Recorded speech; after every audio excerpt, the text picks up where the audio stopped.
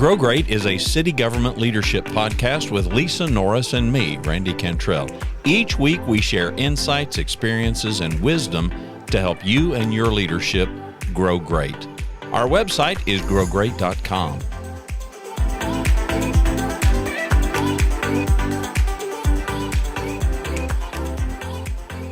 I had a weekly meeting with one of my employees, and as they're going through the really high performer, doing a great job, does a lot of outreach type events and things to get our city name out there on a bunch of different issues. It really is engaged and involved in a lot of committees and things that is necessary for this type of role.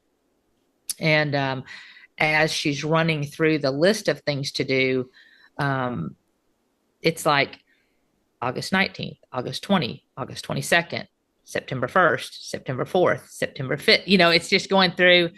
And I said, okay, I'm putting my leader and my mom hat on. And I said, I'm really concerned about burnout. And she started laughing. And I said, no, I'm serious. I want you to have work-life balance. And I appreciate so much all these great things that you're doing, all this stuff that I know is getting Grand Prairie front and center in these organizations, getting our name known, your investment of time, but you're also volunteering for all these agencies. You're volunteering your time and you're working a full-time job with us, trying to do your own stuff. And I'm really concerned we're going to hit burnout really fast. And you just started in we're not even at a year, right? And so I said, I just want you to hear me legitimately. I think you need to be really reasonable and back out of some things that may not be as critical as others and start prioritizing the load, because I'm okay with you backing out of some things and not doing some things. And, she said, okay, I understand. And I said, I'm being absolutely serious. I need you to think about that for yourself. And it goes to, and we had a really healthy dialogue around that. But this is a person who wants to serve, really dedicated to the city, really focused on making us look good, has just gotten nominated for an award for her business that she does for our city and for the industry itself.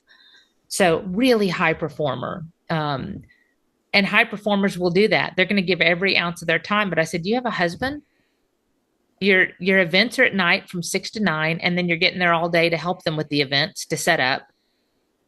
I need you to be present for both. So how can we do that? How can we? And she goes, I know you're right. I need to really look on that. And I said, I just want you to close your eyes and listen.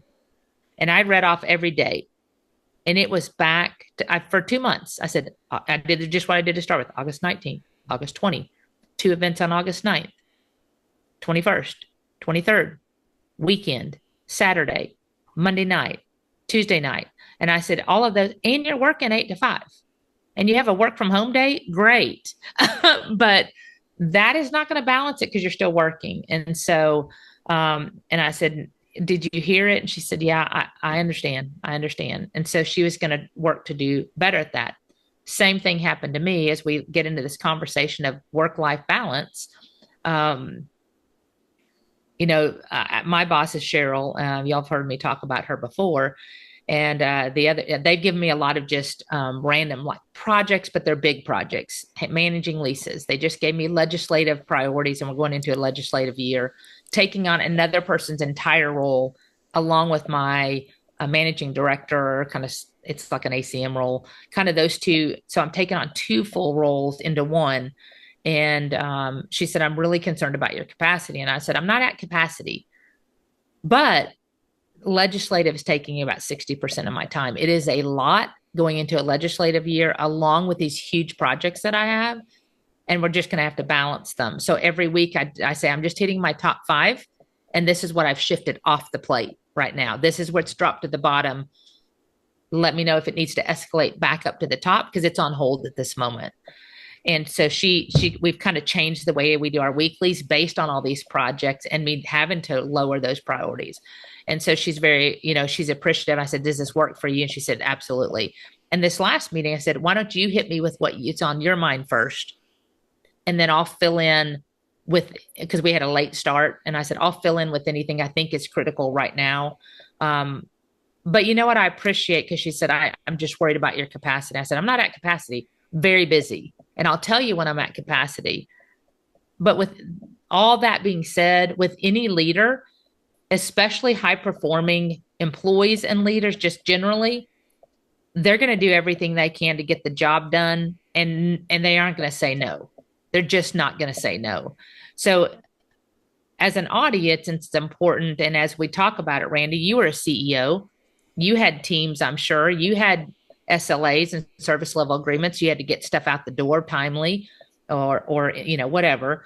But it's so important that we have to focus on communication of the expectations in front of us. And in my case, I had to tell her what is getting deprioritized and what is on currently my priority list, to make sure we're aligned every week on what I'm working on and what I'm not working on in that moment, because you don't want them to be blindsided at any point or think we're working on something and we're not. Those are key. And I think as leaders, both me having to do it with my leader and me having to do it with my team member, it's important to balance that and not just assume they're always going to get everything done. Right. And just you're going to take on 10 more tasks and I expect you to get everything done still. We have to be thoughtful of that balance, or they will work themselves to death, or they're going to leave. One of the two. Yeah, it's definitely it's a high performer. In my experience, it's a high performer issue. You don't worry about the capacity issues for low performers. You just wish they had more capacity. Right. And usually they do. They just aren't going to offer it up. They just don't know that they do, or right. Think that they do. Right. Yeah, I've concerned myself in the past when it comes to capacity with just that hamster wheel, and I noticed in myself, I was a stress junkie in my 20s, 30s, and even 40s. Stress junkie. I enjoyed the pressure. I just did. I can't explain it. I had a buddy, and we would talk about this pretty commonly, and he was just a couple of years older than me and found himself in the hospital. And he had this like stress, panic attack, and he had never had anything like that before. Right. And so he and I engaged in a number of conversations over a course of months. You can just get addicted to the pace. You can get addicted to the capacity, even though it's detrimental to you. And when you're in a position where you don't have somebody like you who's kind of thoughtful and paying attention to that, I've seen good people kind of lose themselves in that hamster wheel, and sometimes it wrecks marriages and it wrecks other things because they're just so driven and they just want to do a good job, and it's just kind of the fabric of who they are. I think that's an absolute definition of doing for others what they can't do for themselves. Well, and don't you believe that, I'm just curious to your thoughts, I'm sure the audience knows by now, we don't rehearse these in advance. We just say what's on our mind. And big shock. We push the record button. So there is no developing that, we think of topics, but I just want you to know we are not prepped. We just go into this live. So Randy, I'm curious, what I found is the high performers, I've seen it two ways, and I kind of just previously mentioned it. They will keep doing because they don't want to, one, disappoint themselves, two, disappoint others they're serving, and three, disappoint the organization for which they work. And I have seen, and I would add to that, they also want more responsibility, and it doesn't matter how much they've already got, they want more. Yes, that's correct. And not selfishly, it's to truly, they want to help more. They want to do more for everybody than they're already doing. But the challenge that I've seen, there is a break point.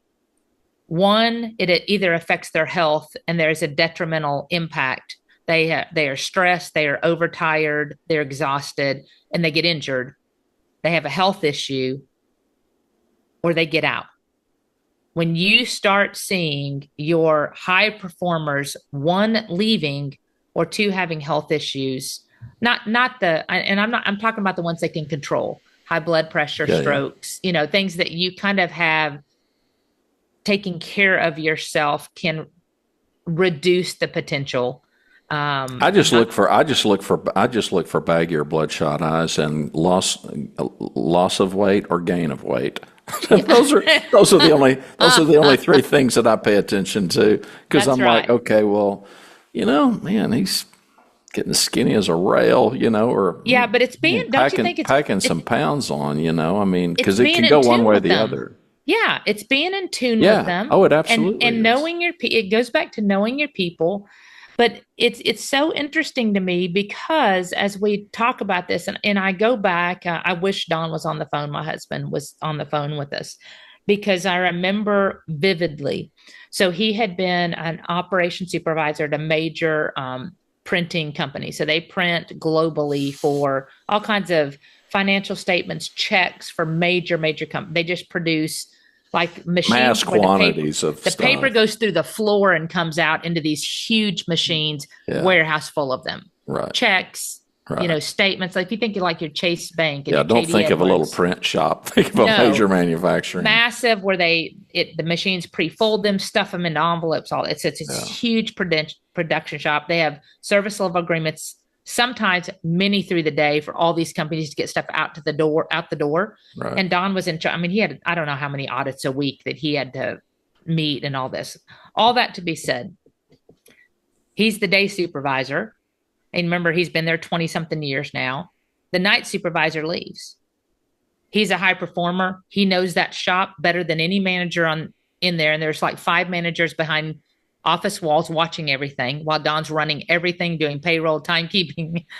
And they said, we need you to run the night shift. And he goes, oh, no, I'm not going to night shift. They said, no, not going to. We need you to run it in addition to your day shift. Yeah.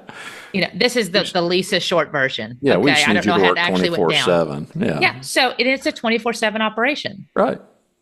So he's like, okay, until they get somebody hired, he's working this.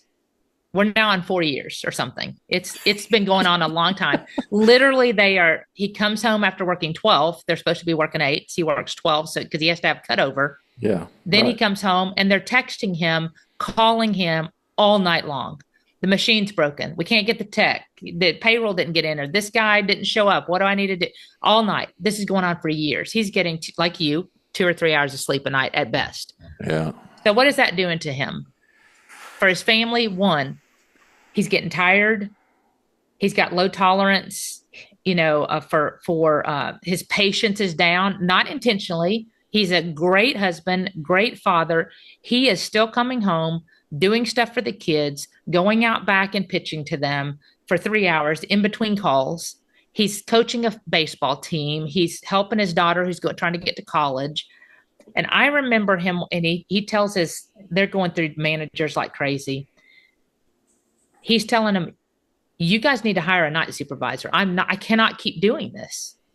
I cannot. And he's getting more and more frustrated. Now they're including him on meetings, and he had some calls at the house, and it was to, there was a group, like a foreign group that helped with their help desk and stuff like that. So he's on a call for 2 hours, and they're going, okay, hold please. And then they're looking up something, and it'd be like a half an hour. And they're like, okay, we found this. Does that help? And Don's like, no, we're talking about it. And he goes, okay, hold please.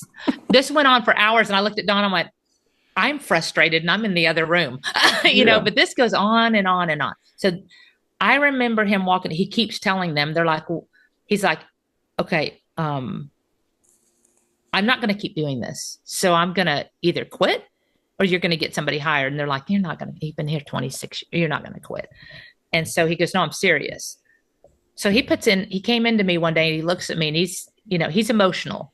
And this is a guy like you. This is a strong guy, that sensitive, but strong. His people love him. And he goes, babe, today's going to be a bad day. And I'm like, what does that mean? I don't know what that means, And he goes, I'm putting in my notice. And I'm like, okay, you're like a third of our income. He goes, I'll take care of it. And I was like, okay. I mean, I trust him. He will take care of it if he says he's going to take care of it. And he goes, no, I'm putting in my notice. I feel like my head is going to explode. I could tell he was wearing down. His blood pressure was uncontrolled with medicine. We could not, he was like 160 over 102 or something with medication. We just could not get it down. And he goes, I cannot keep doing this. It's going to put me in the ground. And I said, I agree. And he put in his notice. They did not believe him. They thought he was going to pull it back. Right. On his last day, they're like, are you serious? You're really leaving? You really mean it. And so, so he resigns. We talk about impact and influence. I remember that he said the cleaning lady came to him and gave him a big hug. And she said, you're the only person who made me feel safe here. That, when people mistreated me, you're the person. So he had all these stories he left. It wasn't, I bet, a week. They hired him back seasonal. Right. At an hourly rate. Yeah, I remember all this. You do? You do? Yeah. So so they hire him back seasonal. They're still calling him the week he wasn't employed every hour to get help because nobody knows how to run print. No, well, and then finally, nearly 3 decades, they hire him back. They eventually, he's like, I'm in control. And this is what you will have. If you're going to hire me back, you will have a night supervisor. You will have, because he was doing all these things. And they started checking off that list of realizing we better do what he asked. And he came back. And then, of course, he eventually fully retired again. But all that to be said, I would venture to guess. First, I know he was one of the highest ranked supervisors on every survey they did in the company. He'll tell you something different because he's humble. But he was one of the highest ranked, well-respected supervisors. And this got up to like the VPs are going, what did you guys do to run Don off? I mean, it got up to New York or wherever they're at. Right. And they're calling.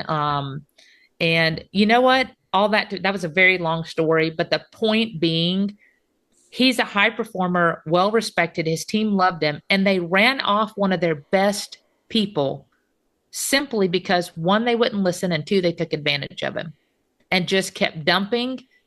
And the managers disengaged and went off and sat in their offices and just let him run everything and dumped on him. And if we continue doing that as leaders of dumping on our highest performing people and then not listening to them when they need help, you will lose them. And when you start losing your high performers, you got a much bigger problem that you need to pay attention to. Can you hear that? Mm-hmm. Thought you could.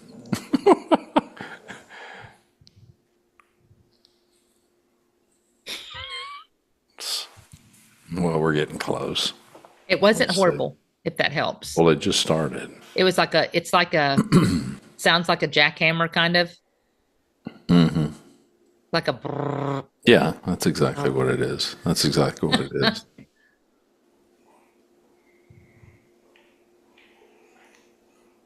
And it's over on the other side of the house. Yeah. But it's probably vibrating where it's just echoing. Yeah, I don't hear it. I don't hear it now.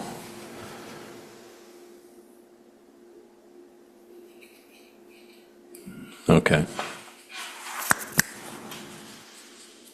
It's very common for cultures to have this, here, give me that, take it away from a low performer and hand it off to a high performer.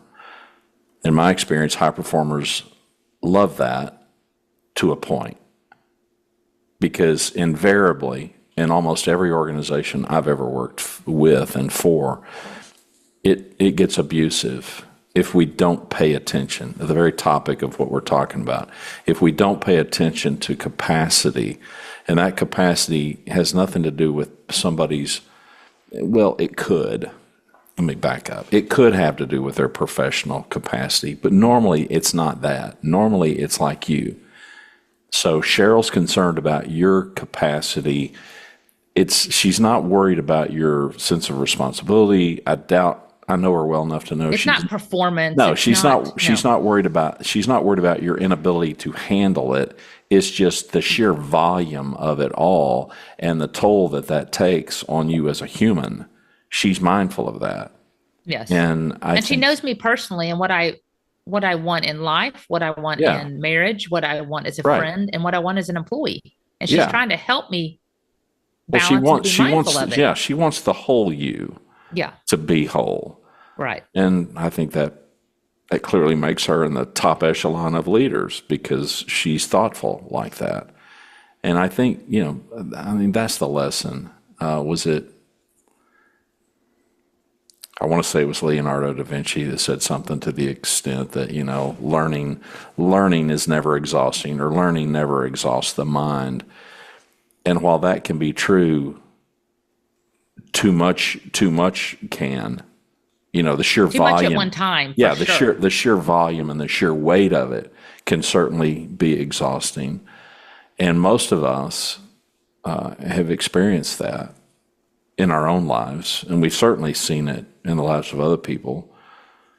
And you hear every organization uses the same terminology: dumped on, dumped on. It morphs from being proud that you were seen as responsible enough and a high achiever so that people could give you something because they just knew you were going to get it done. That's how it starts. And then it morphs into, well, now I'm getting dumped on. It turns into this horrific negative thing because too many leaders just don't pay attention.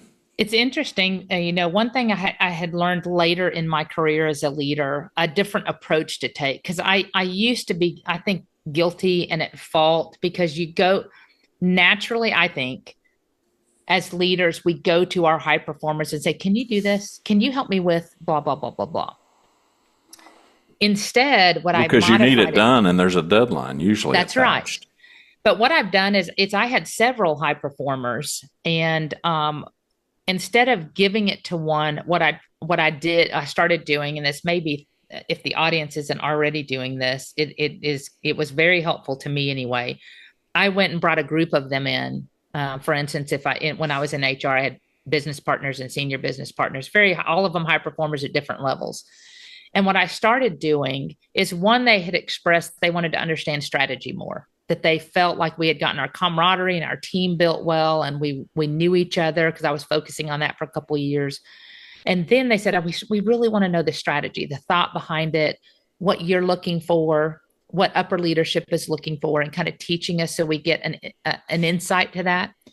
And so what I was like, I thought about, how do I accomplish that and still need to get stuff done quickly? And so I would bring them in and say, okay, guys, here's a project that I have. Here's the deadline. It has to be done by, and we had a big detention issue on pay.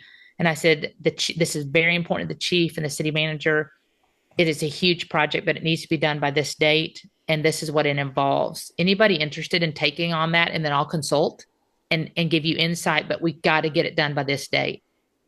How many people you think in that room raised their hands? Probably all of them. Every one of them did. And they said, Yeah. We'll break it up. Well, can we do it as a team? And I said, so it's not, where I could have gone to one that was That's really right. over that area. Yeah. I chose to open it up, and then they chose to work together as a team. The best of both worlds, because now I've got teams working together. Yeah. They're not only hearing strategy from one another, because there were some that were much more tenured than others. We even had them volunteer out of their area of expertise. So now they're learning another area and cross-training. I'm consulting and they're getting insight. And they did a phenomenal job. I had them get with the chiefs and brief them. Like, we went through, I said, how are we going to do communication? What are you thinking about? And I didn't tell them, I asked, and they led themselves to it with some guidance, but did a phenomenal job. That is so effective with your high performers, and they can balance it rather than just giving it. That's one point I'd like to make. Second point is, you made a comment that which I believe is true. We often pull from the low performers and give it to a high performer.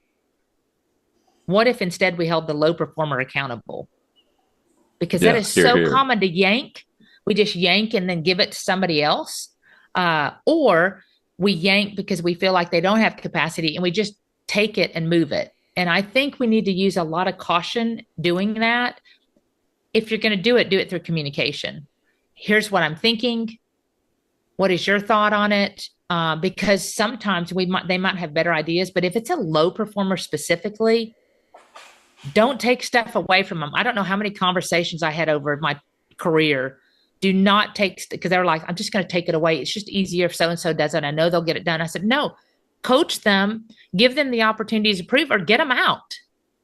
Why are you keeping them and rewarding them from not doing? Because I promise you, they are going to learn. If I just act like I don't want to do this, they're going to take it away. So I have less and give it to everybody else. So they're doing less, Yeah. but you're paying them the same. You didn't take pay away from removing projects or removing responsibility, nor did you give it to the people you're asking to do more. Yeah, well, and we've Typically. got to be careful of what we reward. I'm thinking of the great Homer Simpson scene. So Homer skips out of work on Friday, and boss calls, and Marge tells him, "Your boss called and says something. If you're not back by whatever," and I don't remember the punchline of what the boss said, but the punchline that Homer says is, "Woohoo, 4-day weekend," So basically the boss is saying, "Don't come back," and Homer's seeing it as a reward. And Right. that's what we do. That's what Well, we do. We take these low performers and we take it off of them, and it eventually turns into this dump session on the high performer. Meanwhile, you got one person who's grossly underworked because we just don't trust them with the work. And to your point, well, then why are they there? That's right. Well, I can answer it in a single word, and the word is cowardice. We're cowards. We're cowards to hold that person accountable. And then we dump it on the high performer. And now the high performer, at some point, capacity is an issue because they And do I have think lives. The high performer will take it on, but I don't want any listener to believe that your team does not recognize what you're doing. It is absolutely they see it seen. immediately. They see it and they're like, there they go again. Because they know the high performers and they know the low ones. And they know if they're on the cusp of either side. Yeah. Your team members know and can see it. And they aren't going to say anything. I promise you, they're going to be sitting behind going, what the heck? Why are we working this hard? We're all getting the same increase. If you're on a performance based or just an across the board, why are they getting the same pay as I am? Yeah. We're all going to get the 3 or 4% raise no matter That's what. right. So I Whether might as you're well good, sit bad, or here. indifferent. I might as well sit here and scroll on Instagram. Chill. Yeah, chill. So anyway, just, I would just encourage you, you need to think about that. Think about holding your low performers accountable. On your high performers, be cautious in just loading them up. I think they'll take it and they will want to take it. And I know, I have over the years, I love getting new stuff. I love getting new opportunities, new projects, new learning. I will soak up everything you give me. But, be a Cheryl, be like she did and said, are you sure you have capacity? Please let me know when you're at capacity. So just have awareness around it. That care and concern for your team and your members goes a long way in balancing work and life and keeping your high performers as high performers on your team. Thanks for watching and listening to Grow Great, a city government leadership podcast. For Lisa Norris, I'm Randy Cantrell. Be well, do good, grow great. The website is growgreat.com.